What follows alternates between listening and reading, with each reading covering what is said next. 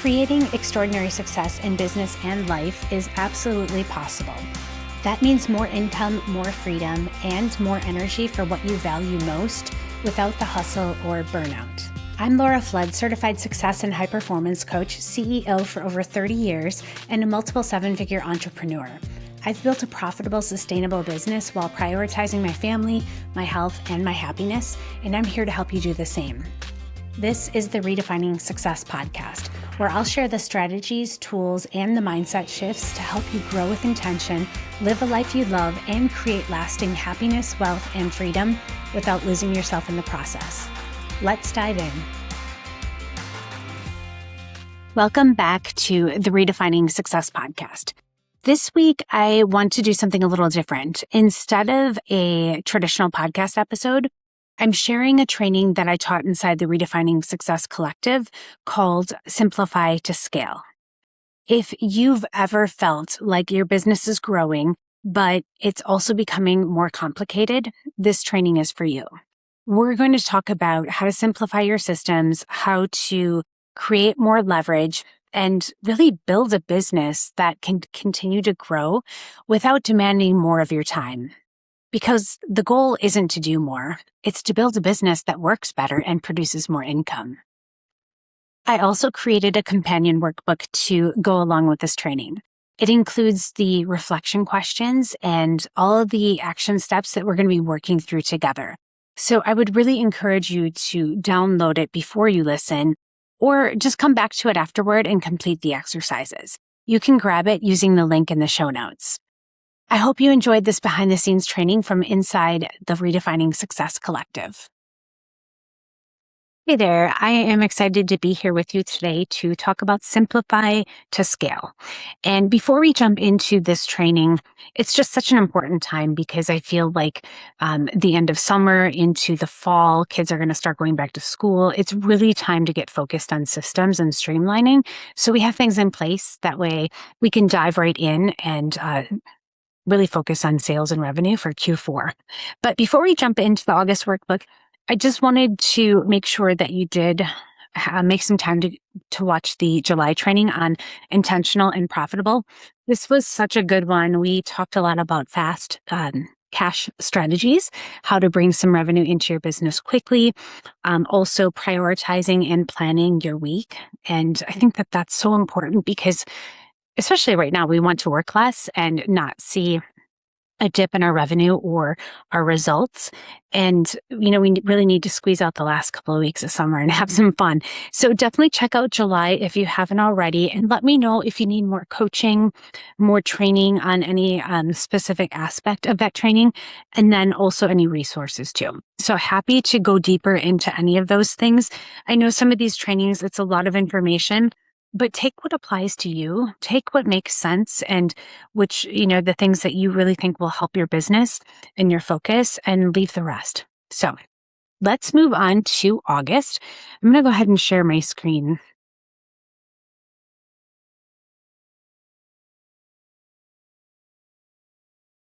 All right. Okay, simplify to scale. So this month's focus is really about a growth strategy.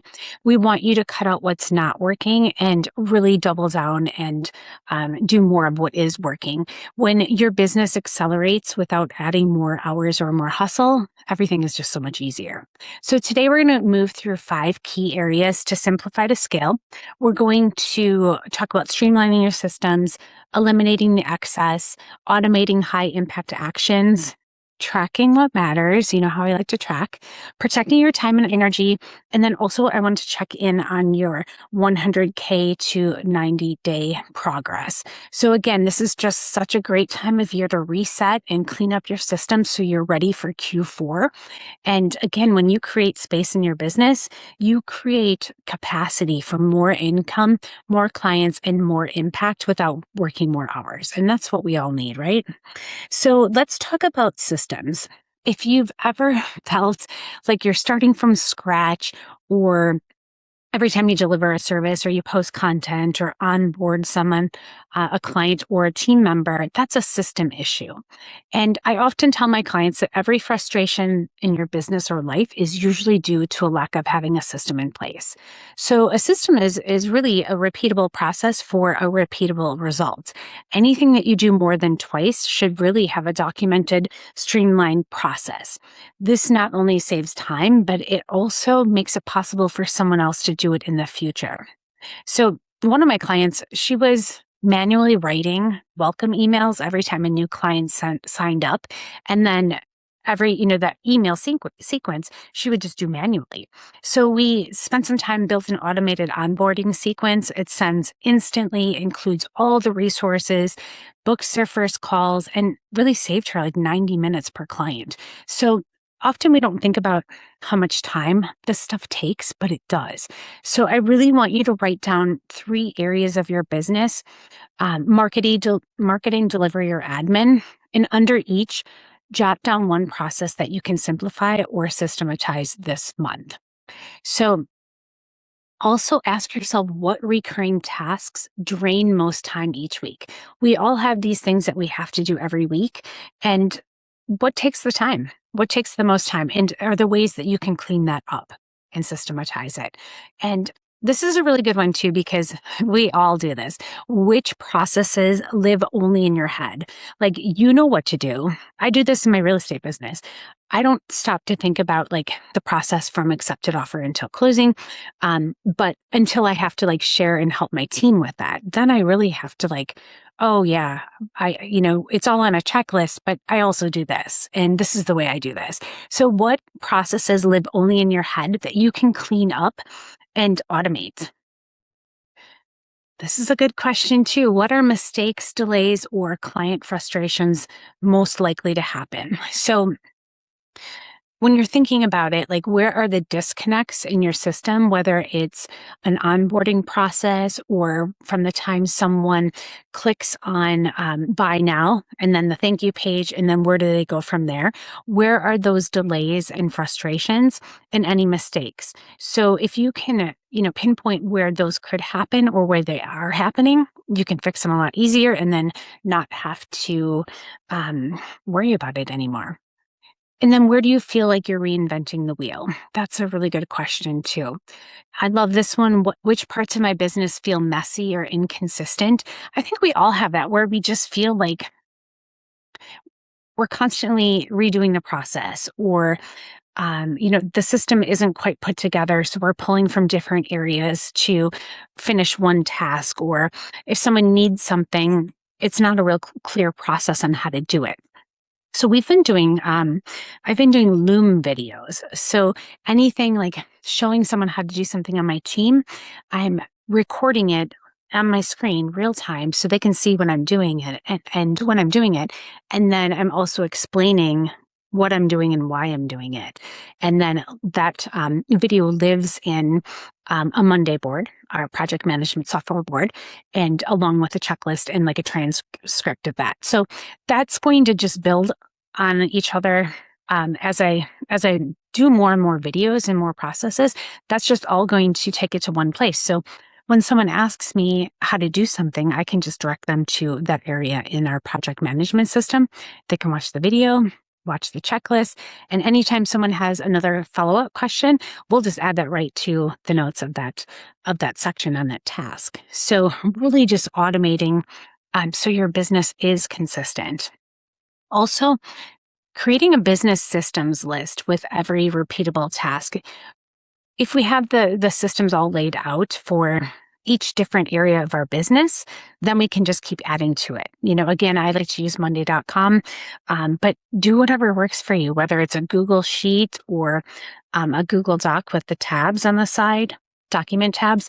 And this is really interesting. One of my mentors didn't know she could do that. She just has this super long running Google Doc.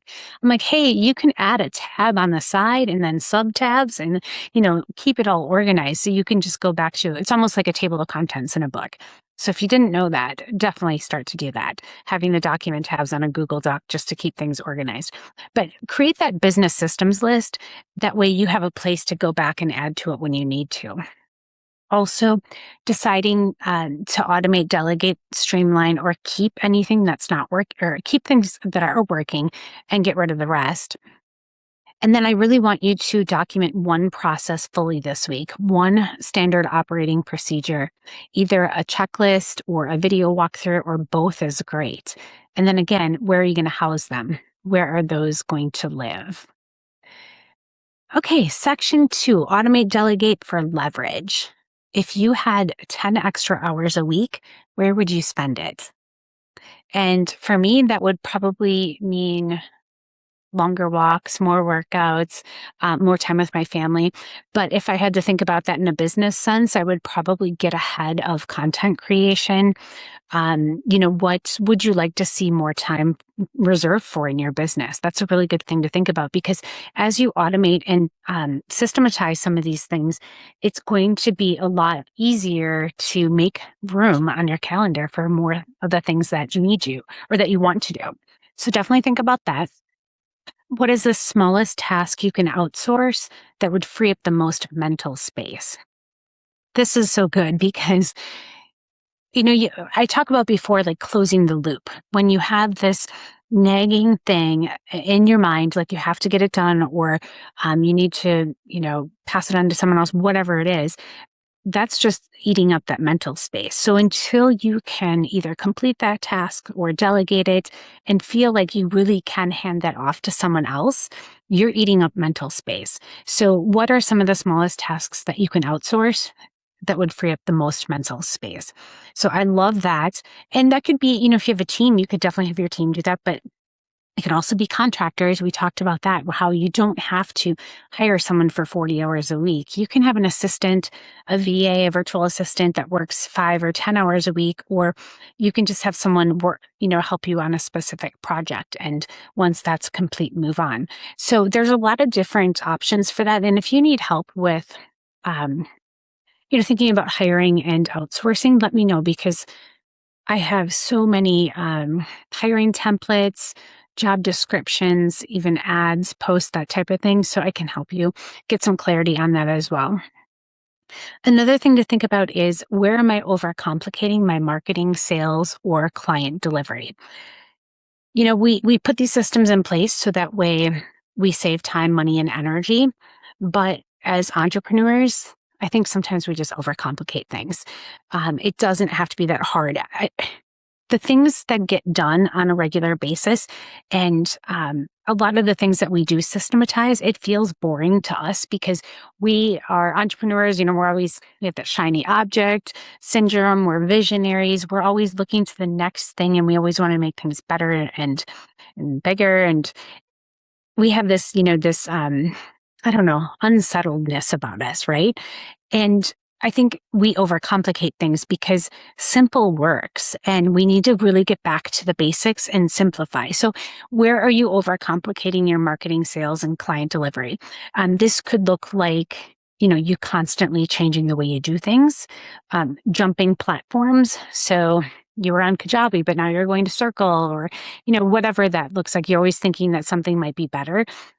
Just really focusing on what's working right now and continuing to do that is going to get you a lot further faster than overcomplicating. So think about that. Also, maybe do a stop doing list. What are 3 things that you can eliminate this month? It could be an offer, a platform, a reoccurring meeting, or maybe even something that's just a low return on investment for you. So think about that. And then your action steps for this section: identify 3 tasks to automate with tools. So email sequences, scheduling, lead tracking, anything that you can set up. So once there's a trigger in place, someone purchases something or clicks on a button, that email sequence goes into effect and you don't have to worry about it. Then you're not losing those clients too, or potential clients. Delegate at least one recurring task to a VA team member or contractor. We talked about that. Create a weekly simplification checklist with your top 3 income producing activities, your top 3 visibility activities, and then your top 3 client delivery activities. So what does that look like? Like, what's the bare minimum? What needs to happen for you to accomplish those things every week? So I think that's nice just to get it on paper. And that's what I have in I think I have my strategic focus planner, the habit tracker.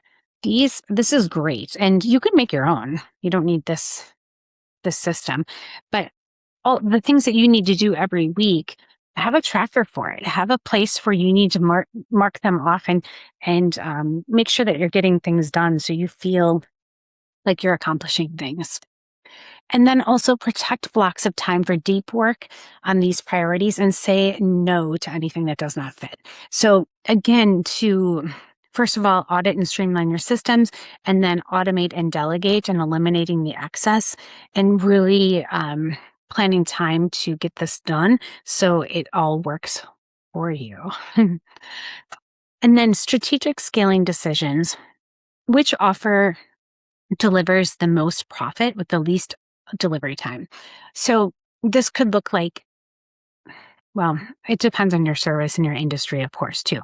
But you want to think about how much time something is taking and is it worth it? That's really the gist of it. So think about that. Which services or products feel heavy to deliver? We don't want to do these things that we don't want to do because that takes up so much time and mental energy as well. So are there things that you're doing right now, services that you're offering or products that you just don't love? Can you eliminate those? Can you go deeper and double down on the things that you do love? So we want to take a look at the profitability and then also the time that it takes to deliver those products or services.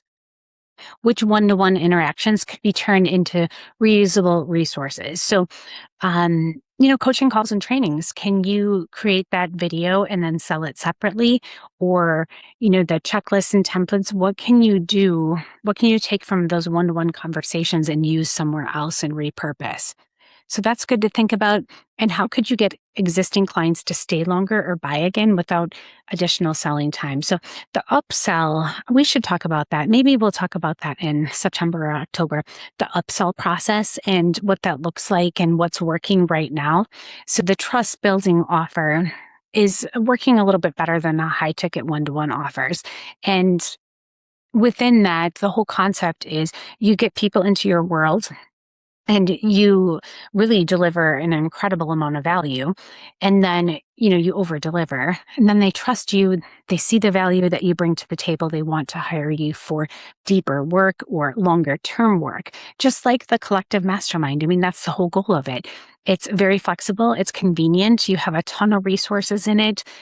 You have the ability to buy additional coaching packages or, coaching calls when you need them. So if you're working on something and you're stuck or you just want to go deeper, one-to-one, you get that discounted call. So how do you get clients to stay longer or buy again? It's really about delivering so much value that they don't ever want to leave. So we'll talk about upsells in the future here. And I think that will be helpful for a lot of you. But in the meantime, what add-on or upsell could increase the lifetime value without more hours? Are there things that you've already created that you could just add in as a bonus or a resource so you don't have to recreate something? So with this strategic scaling, I really want you to think about all of your current services and rank them from their profit margin, the time to deliver, and the demand for those. And then focus sales efforts on the top 2 to 3 that score highest. So again, as entrepreneurs, we'd like to have all these offers. We'd like to have all these different things. And I don't think that most people stick with something long enough. It's so important to create an offer and then test it and refine it and keep rinsing and repeating and make it better and better versus doing it once and saying, well, that didn't work, and then move on to something completely different and start something from scratch again. So think about that. I really want you to try to simplify your offer suite, or it could look like simplify the number of things that you focus on. Like if you're in real estate, what type of lead generation is working and what can you put more time and energy and effort into versus some of those other things that aren't working. Or that could look like even social media and visibility. What is working for you and where do you like to show up? And go all in on that platform, or maybe a secondary platform too, and then add more in later as you build your audience and that trust. Record a short video or audio answering the most common pre-sale questions.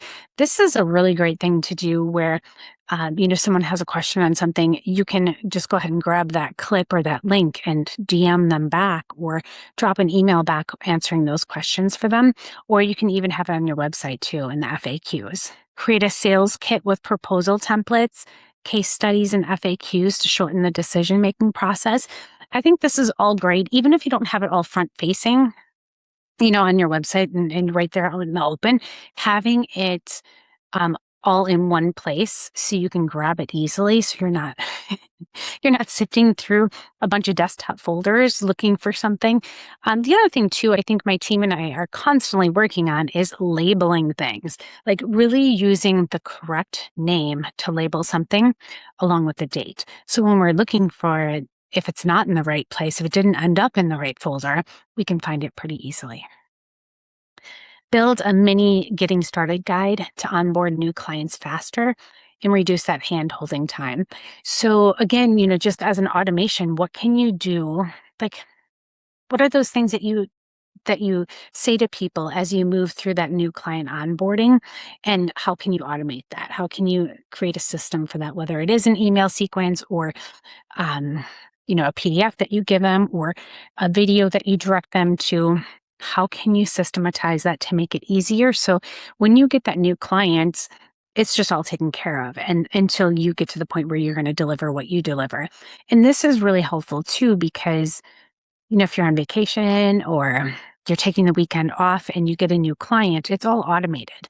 So let's think about that too as we move through this month in August. Let's get ready because, fall is going to come quickly. And before you know it, it's going to be Black Friday and Cyber Monday and, all these deals out there and all these offers. And we really want to make sure that we have our systems in place. So when we are going into this really strong selling season of fall, we're prepared and we're not, we don't have to stop what we're doing to go back and fix a system or try to create a system then. So I think that this is super important. Also adding a maintenance plan, retainer, or ongoing support package so clients can keep working with you after the initial project or service. What can you offer? Either a recurring, like a membership, like the collective, or a follow-up package. What can you do that makes sense in your particular industry to keep those people a little bit longer? You could also schedule 90-day check-in calls to offer additional solutions. Just check to see where they're at with their business or where they're at and what you offer now that could help them.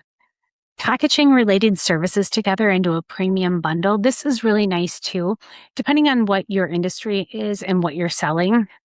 Think about like Black Friday deals or Cyber Monday, all those things that are bundled into one offer.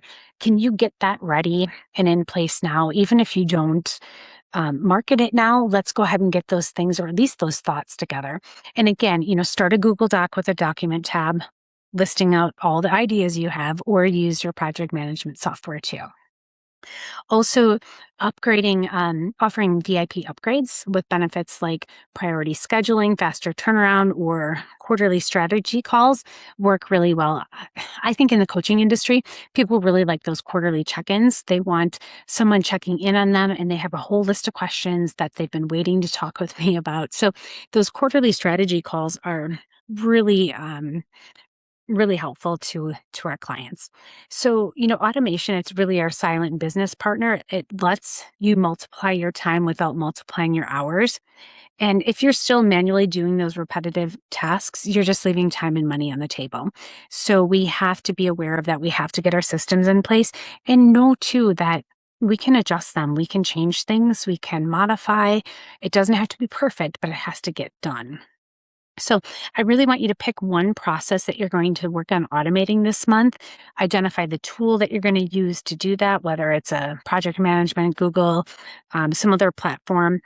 But it's important to really start this process and get these things systematized before the fall and winter rush. And then it wouldn't be a training if I didn't talk about tracking, right? So we want to track what matters. And it's really about focusing on the right things, and we have to know the things that we need to measure. So that's tracking the metrics that actually drive results, because a lot of times I see entrepreneurs, they're measuring everything, but not everything matters. So we want to choose like 3 to 5 things that are important. Like, how do you know how healthy your business is? You're going to look at those things on a weekly, monthly, and quarterly basis. So I really want you to ask yourself, which metrics give you a clear snapshot of the health of your business? Would that be, revenue is always one of them, right? Number of leads, your monthly recurring revenue, um, contracts under place, whatever that is for you. You know what your KPIs are. And if you need help trying to determine them, I can help you with that too. But, what metrics are you going to start tracking and really paying attention? How many new leads or inquiries do you need each month to hit your revenue goal? Really, just by um, reverse engineering your yearly goal, your annual goal, you can figure out the number that you need to hit on a quarterly basis, monthly basis, or even down to weekly basis. So I'd love for you to think about that and make sure that you know what that is. And then how many hours per week are you spending on revenue generating activities versus admin? We all get sucked into the admin part of our business, especially if you're a solopreneur and you don't have that help. But it's really easy just to find yourself pushing paper around and not getting the income generating activities done. So let's make sure that you know about how much time you're spending on those revenue generating activities, and that those are in your weekly priority list, like we talked about, the weekly checklist or the habit tracker, making sure that those get done first. Those are the things that you want to focus on before you pick up your phone in the morning, before you start scrolling, before you open up any social media. It's so important to work on what's most important to you. Otherwise, you're just going to get lost in the scroll, and we don't want to see that happen. Okay, and then let's think about which service or offer has the highest conversion rates. Which marketing channels are producing your best leads? This is so important to track that too. And make sure that you're asking your clients where they found you. Sometimes I feel like people don't ask that question, and that's a really important question, especially if you don't have those Google Analytics or the tracking codes embedded in your offers and your checkout pages. And you just really need to know where your leads are coming from. And then where are you making assumptions instead of tracking actual results? This is so interesting because a lot of people make decisions based off of emotion versus the actual data. So, and that happens when they're not actually tracking numbers, they're just guessing. So where are you making those assumptions instead of tracking those actual results? And how often are you looking at your bank accounts, and how often are you looking at the numbers in your business? We talked about revenue generators versus expenses, and how often are you auditing your credit card and your bank account to make sure you're not paying for stuff that you're not using? And this is a really good time of year to do that as well. So I really want you to set some clear targets. I want you to define what success looks like for each metric this month and this quarter, maybe this month and then through the end of the year. And then write your targets where you see them daily. So what is going to make you successful through this quarter 3, and then also quarter 4 through the end of the year. And you get what you focus on. So it's so important to have this information in front of you, using your spreadsheet or your CRM, your project management tool, to log them.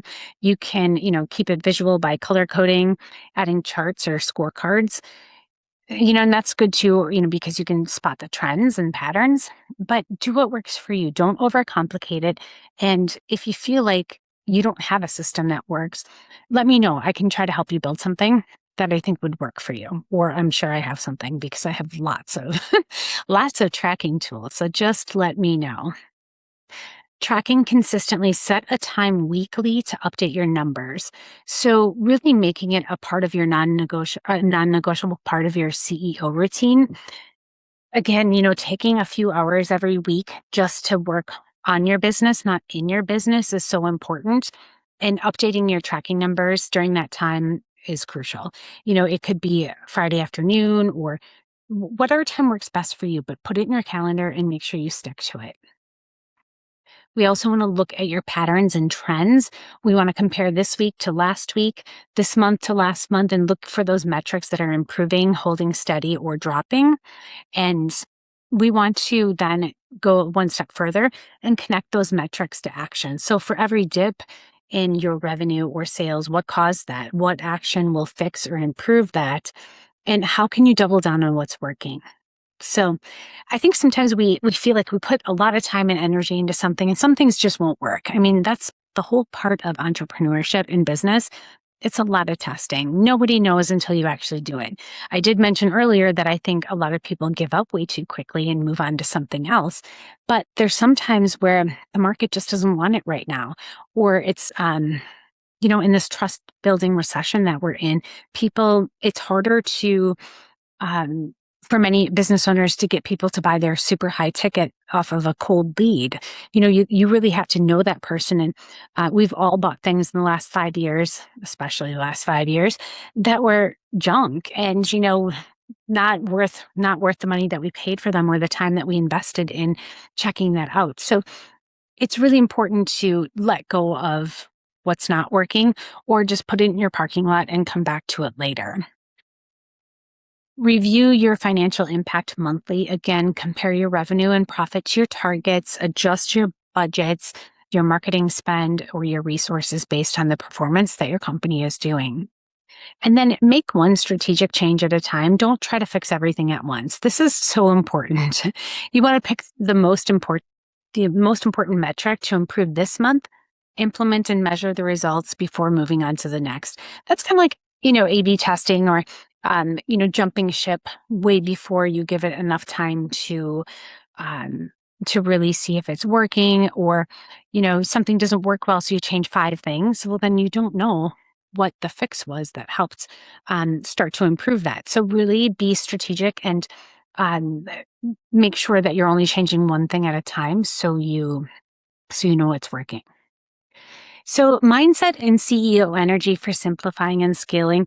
This is so important to me because you have to set those boundaries. You have to have the energy, create that energy that you need to have this level of success that you've been working for and that you really want.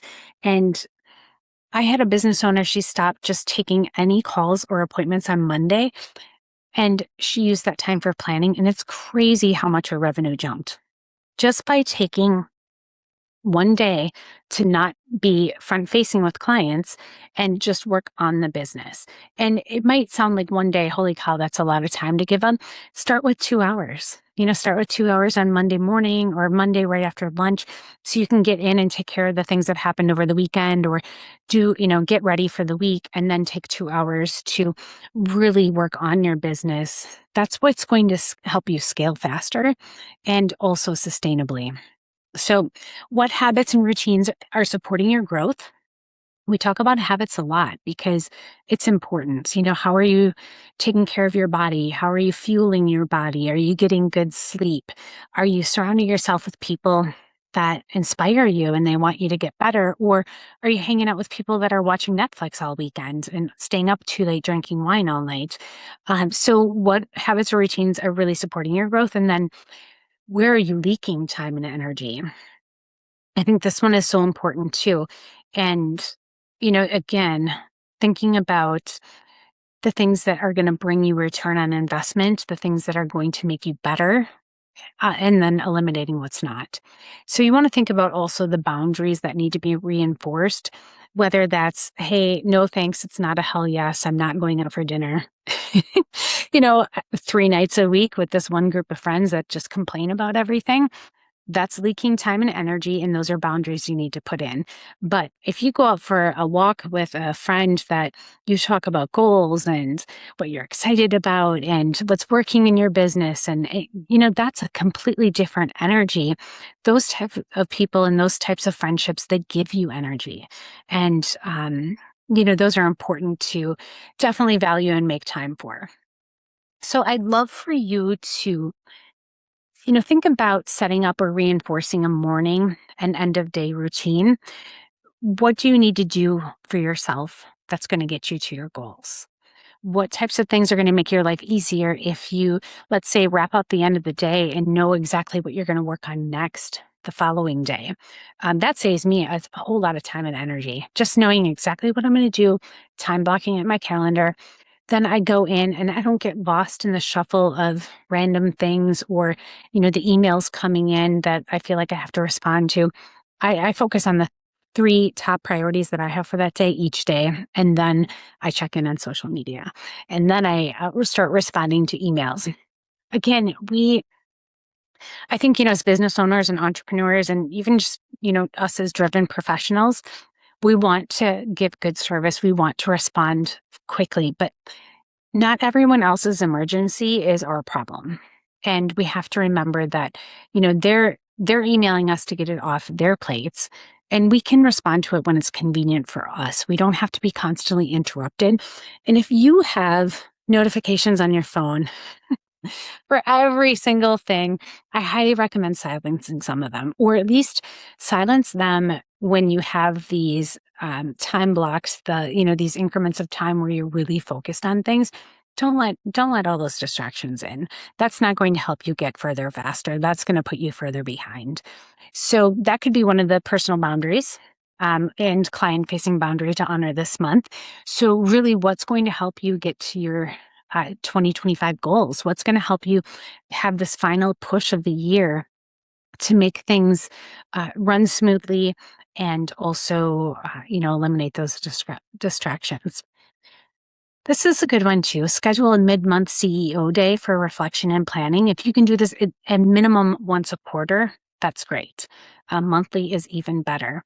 And then create a new weekly reset ritual that helps you close those loops, celebrate your wins, and reset priorities. And I like to do this, like I think I told you, one of my coaches, Brendan Burchard, he calls it Friday finishers. Like, what do I want to finish by Friday? And for me, it's by Thursday because I really try to have my CEO day on Friday, or just be off, depending on the season that I'm in and where my kids are at. But what do I need to accomplish this week to make this week a success? And then celebrating those wins as well. So that's all good to do. Your midpoint 100K 90-day check-in. Okay, so we are about halfway through quarter 3. And when we came up with this concept, the 100K 90 days, it was whatever made sense to you. So whatever your goal was for Q3, where are you at in that process, and where are you at with your revenue? How much revenue have you created so far this quarter? Which offers or actions have produced the best results? What needs to be refined, removed, or realigned for September? So again, we're really preparing for September and then also Q4. And then I really want you to please complete your numbers, your revenue, profit, conversions, and lead growth. You should be tracking, right? So try to pay attention to this. And if you haven't been so far, just start when you can. Figure out what the easiest way and the way that you're going to be consistent with it. Start tracking your numbers. I really would love for you to review your July and August weekly plans, what worked and what didn't. And this is a little bit different too, because again, we're mid-August right now. It's been summer. So our schedules for a lot of us are a little bit off, a little bit more lax, ending those office days earlier, which is great. You have to do that. You have to take advantage of the season and the weather, but review your weekly plans and determine what worked and what didn't. And then if you need to, recommit to your goal and identify your final push plan. So what is it going to take to hit that goal that you set for Q3? And let's make a plan. Let's do it. Reserve at least 2 to 4 hours a week for high-level thinking, planning, and decision-making. We talked about that. That's your CEO time. No client work, no admin work, just focusing on you, your goals, and your vision for your business. And then, of course, like in conjunction with today, the systems that you need to put in place to make that run smooth and help you get more revenue. And then remember, before you say yes to anything, well, for me, is it a hell yes? That's number one. But number two, does this align with your growth priorities? Does it require your unique skill, or can it be delegated? Will it simplify or complicate the business? This is hard because people ask you to do things all the time. I was just asked to co-author another book, and I'm like, it sounds great, but I said I wasn't going to do a book collaboration to the third book that I just finished. It does not align with my growth priorities. Right now, I have some different priorities. So I said no, and it felt really good saying no. I was wishy-washy just for a minute or two, but then I remembered this is not my plan. Go back to my plan. And that happens too when you're a people pleaser.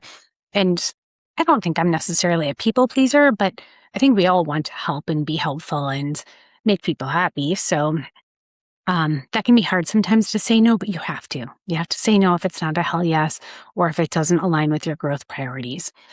And then another great thing that I'd love for you to do is track what gives you energy and what drains you for one entire week. Think about how you're fueling your body and how you're working out in your sleep patterns, like we talked about, the people that you surround yourself with, what's draining you, and then we can fix it. You can eliminate it, delegate, or automate at least one of those draining tasks. So again, it's just paying attention. You have to really be aware of how things are making you feel and what makes sense and what doesn't. I mean, really, is it going to make a big difference a year from now, or even, a month from now? Don't be afraid to say no. We want you to focus in on your goals and really simplify to scale. I mean, that's the theme that we're going for August. And I really want to hear from you on what was most helpful with this training, what you would like to go deeper on, and if you need any resources too. So I am looking forward to seeing you on our next Q&A call. And I'm in school all the time. So if you need anything, just reach out whenever you do. Have a great day.